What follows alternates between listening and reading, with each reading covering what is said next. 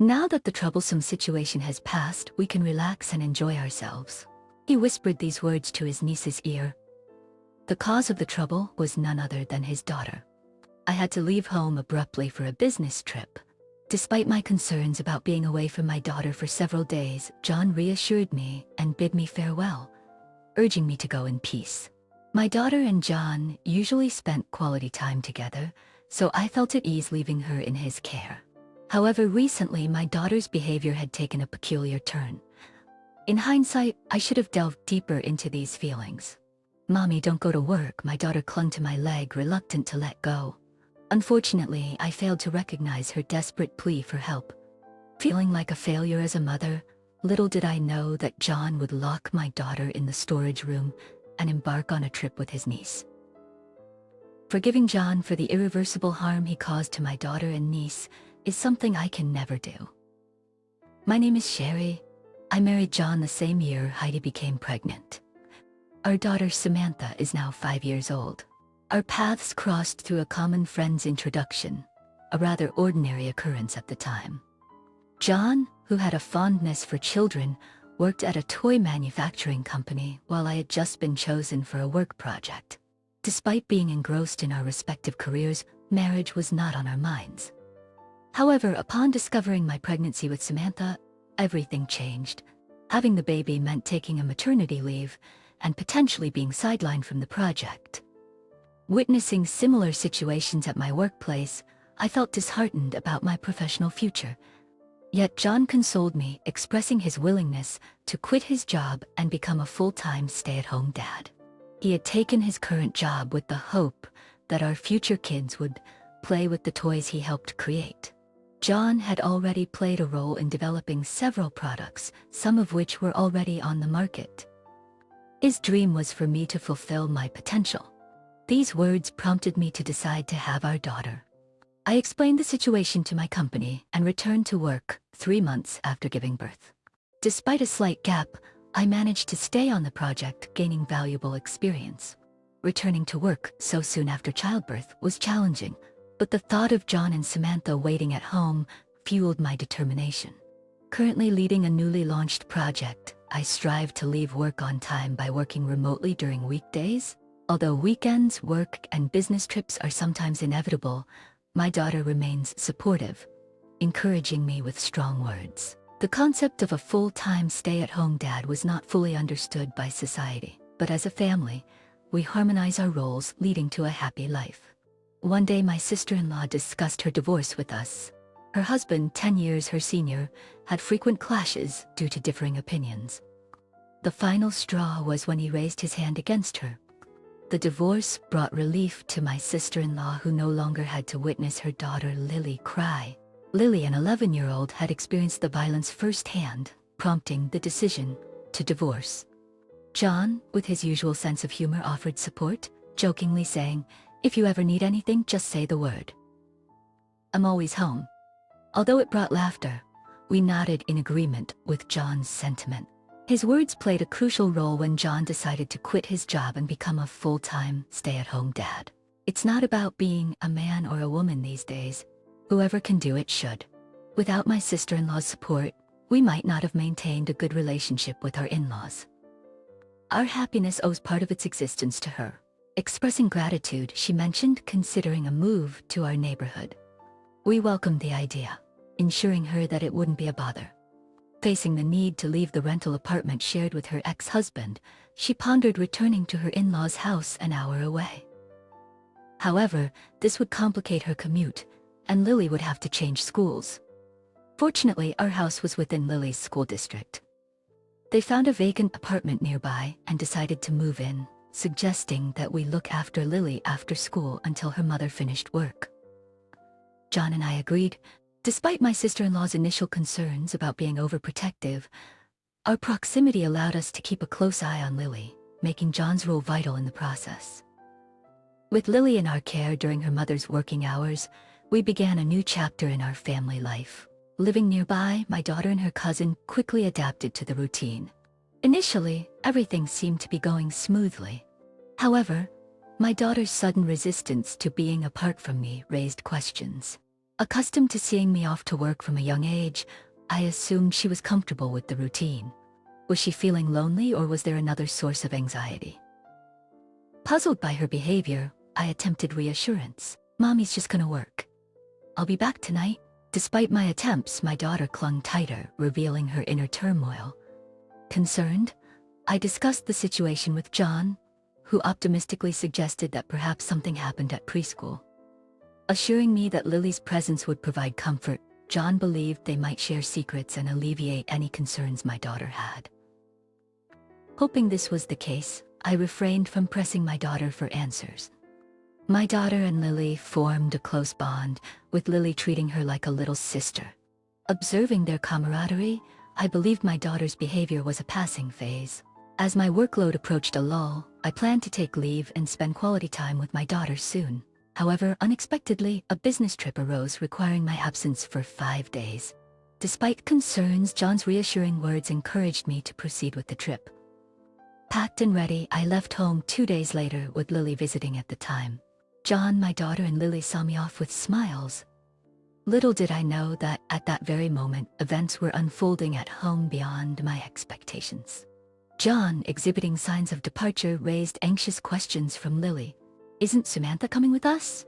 John, to ease Lily's worries, fabricated a story about Samantha joining me on the business trip upon my return. Convinced by the tale, Lily accepted the explanation, and John directed my daughter to find a non-existent item in the storage room before my return. Samantha, believing her father's words, ventured into the storage room. Unbeknownst to her, John closed the door from the outside. Oblivious to the unfolding situation, my daughter did not notice the door being shut. John, muttering about the nuisance being gone, left with Lily for their trip, unknowingly leaving my daughter trapped in the storage room. Upon John's return 4 days later, he cheerfully chatted with a saddened Lily. Blissfully unaware of the events in his absence, John was shocked when he saw the storage shed and remembered he had left his daughter behind. Panicking, Lily rushed to the shed, where an unidentifiable liquid seeped out from under the door. John, attempting to stop Lily, confessed the truth about leaving Samantha behind. Lily, in shock, tried to open the shed door, only to be halted by John. The revelation left her devastated. The realization that Samantha was left in the shed, contrary to what John had assured her, prompted Lily to blame him. John, trembling and admitting his mistake, faced Lily's accusations. Witnessing this, I finally spoke up, questioning John's actions. My voice, cold and filled with anger, sent chills down my spine. Even my daughter, standing beside me, mirrored the intense emotions. John, turning around to face us, was frozen in shock.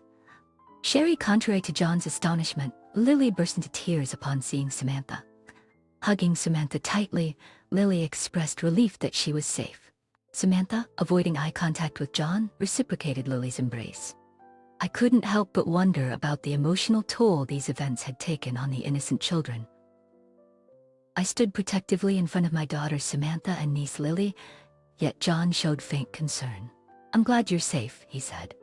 He muttered towards Samantha, "Glad she's safe after you left her behind. What are you saying now? Samantha said she wanted to be with you." "And why are you here, Sherry? Weren't you on a business trip? You were supposed to return tomorrow." "Oh, so you thought she'd be back before I got home. Could it be that you often leave Samantha like this when I'm away?" John fell silent at my words. His silence was more affirming than anything else.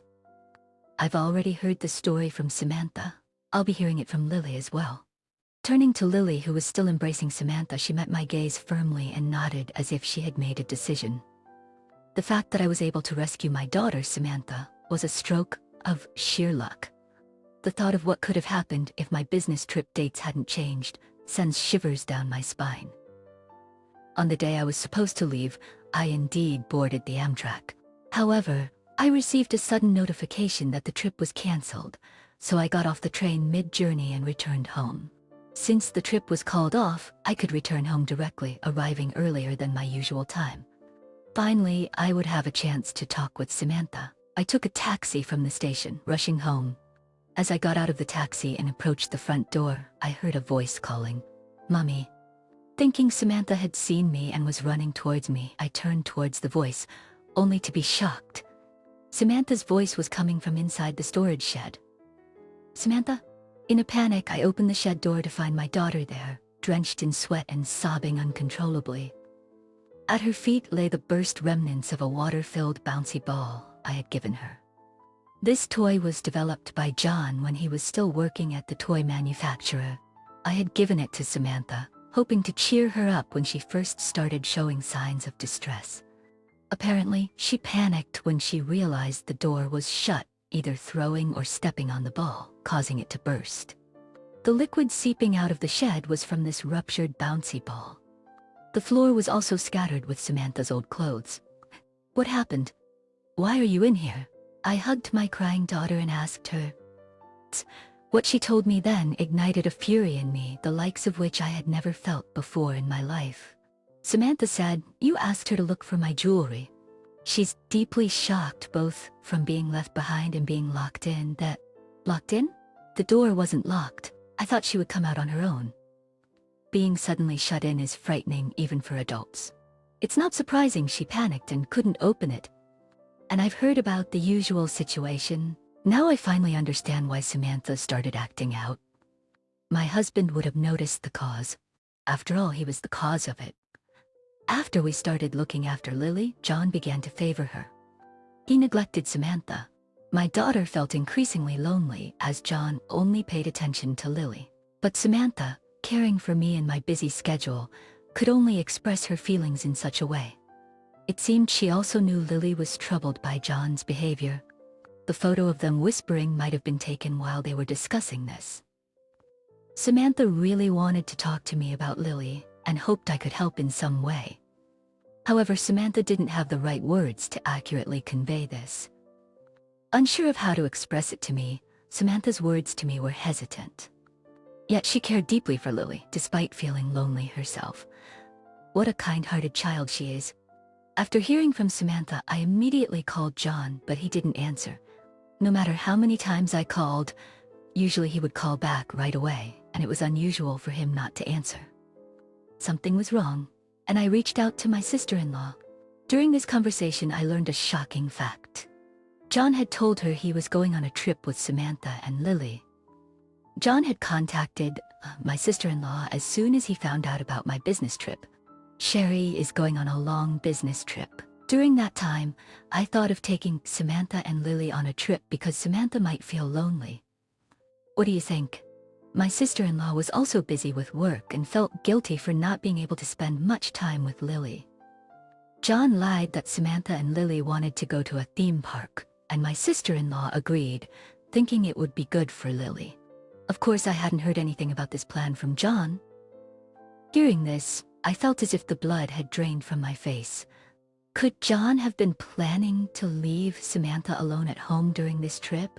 I informed my sister-in-law that Samantha was actually at home. When I mentioned that I couldn't reach John, she said she would try calling him herself, and we ended the call. I thought something was off and checked around the house, and I was shocked. There were lots of prepared meals in the fridge, and the water heater for the bath was left on. Could it be that he prepared all this so Samantha could stay alone?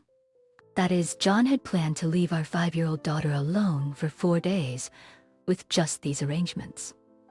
My sister-in-law managed to reach John, who was apparently at the theme park with Lily, and casually said, "I'll have to hang up. Our turn for the attraction is coming." She also received pictures of Lily alone at the park, confirming Lily's safety. Angry yet relieved about Lily's safety, my sister-in-law and I decided to wait for John and Lily's return. John, perhaps as an alibi, had sent me a picture of Samantha and Lily, which must have been taken while they were discussing the trip. Previously at our house, my sister-in-law received photos of Lily playing at the theme park. There was even a fake story of the two having fun together to pretend for it. And so John, believing he had fooled us, returned home in high spirits, having completely forgotten about the daughter he left behind. Why did my husband want to go on a trip with only his niece so desperately? Why did John want to go on a trip only with Lily? His affection for his niece was one thing, but his actions were abnormal. I wasn't the only one who thought so. Really? What were you thinking, leaving your own daughter behind to go on a trip with your niece? That's abnormal, sis. Why are you here? I've heard everything from you. My sister-in-law burst in out of breath, likely having run here straight from work. Seeing her, Lily left Samantha and ran to her aunt. Mom, Lily, I'm sorry, Lily said, trembling in her mother's arms. Then for the first time, Lily told us everything about what my husband had done. As soon as we started looking after Lily, John began to pay attention only to her. According to what Samantha told me, it appeared so to her. But in reality, it was more distressing for Lily. John had an unusual obsession with taking photos of Lily. At first, Lily agreed to John's requests for photos, believing they were to be sent to her mother, and she smiled for the camera. However, over time, John's behavior began to escalate. He started making specific demands for poses, and Lily began to feel uncomfortable. But when Lily once refused and said no, John threatened her, saying he would tell her mother, making it seem like he was blaming Lily for not complying. Lily is a naughty girl for not listening. Maybe I should tell your mom that we can't look after you anymore. She would surely be troubled then. Manipulating Lily's desire not to upset her mom, John continued to take her pictures, and eventually he took her on a trip, just the two of them. I really didn't want to go on the trip. It was creepy when he held my hand. Hey Lily, that's not true, right? You used to be happy with me, asking me to pick you up. Hearing this, my sister-in-law yelled, "How old was she? You're talking!" and hugged Lily tightly again. Lily, like Samantha, had been enduring John's behavior, not wanting to worry her aunt, and John had misunderstood this as Lily being fond of him. My sister-in-law tearfully apologized to Lily for not sensing the danger and agreeing to the trip so casually. "I'm sorry, Lily. If only I had been more careful." Lily shook her head in her mother's arms and said in a trembling voice that she never wanted to see John again. John began to panic pathetically at this. "Don't say that, Lily. I just wanted to show you affection. Stay away from Lily. From now on, I will stay away from Lily." But then my sister-in-law demanded that he delete the photos and snatched his phone from him. In his panicked state, however, upon seeing the photo folder, she was at a loss for words. There was an abnormal amount of photos of Lily saved.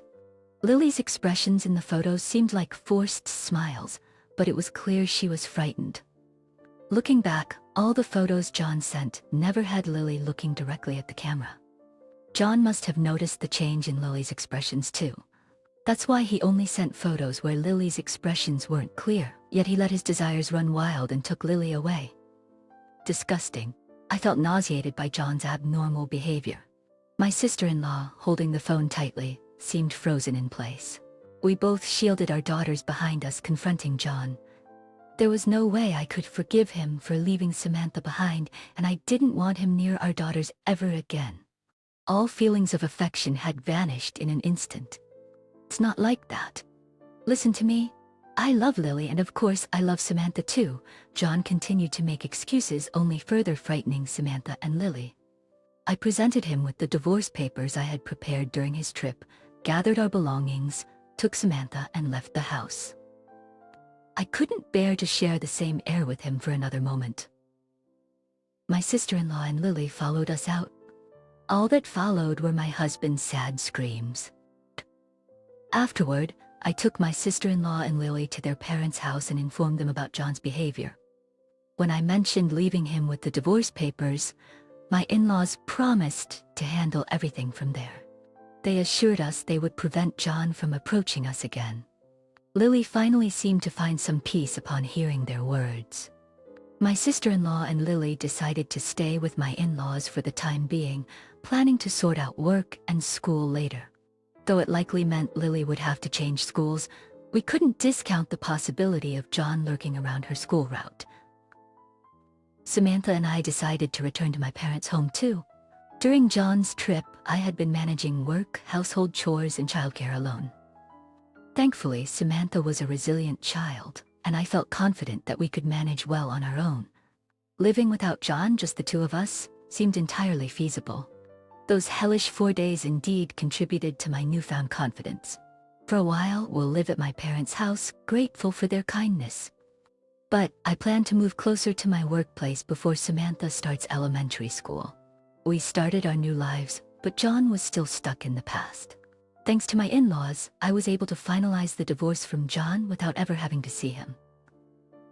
But he continued to call afterward, and even showed up at my parents' house, despite being cut off by my in-laws from any contact with me, my daughter, and the residents of his parents' home. John pathetically tried to seek reconciliation. I can't imagine a life without Cher and Samantha.